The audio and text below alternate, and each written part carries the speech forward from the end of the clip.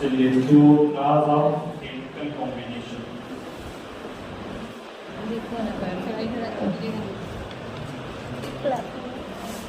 मैंने जानेंगे laws of chemical combination.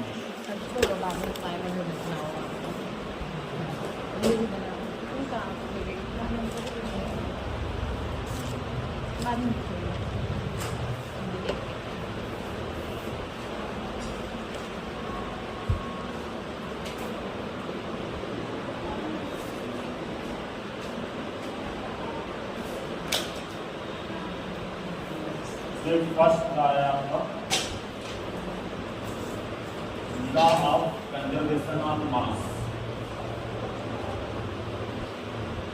मतलब कि जो द्रव्यमान है मास है वो संरक्षण में रहता है, मतलब कि जितना रिएक्शन में रिएक्टेंट साइड का मास होगा, जैसे कि आपका ये वाला है A प्लस बी से मान लो कि C प्लस डी बन रहा है, तो इसको हम लोग क्या बोलते हैं, इसको हम लोग बोलते हैं रिएक्टेंट।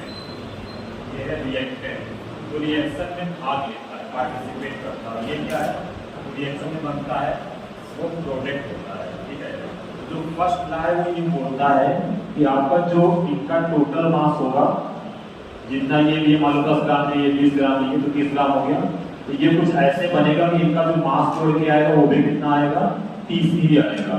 समझ रहे आपको, ये 10 में 20 में मान लिया, ये हो सकता है 5 बने, ये 25 बने। समझ रहे हो?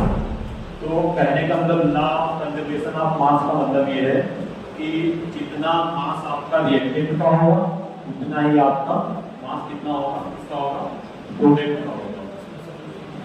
ये देखो,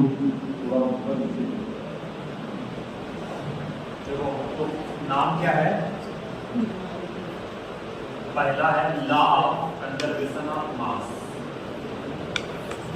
लॉ ऑफ कंजर्वेशन ऑफ मास, ठीक है।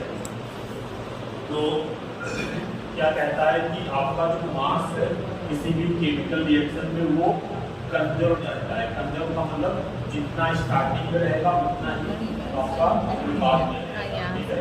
तो इसको ऐसे भी बोलते हैं कि total mass of reactant will be equal to total mass of product, ठीक है। इन ए केमिकल रिएक्शन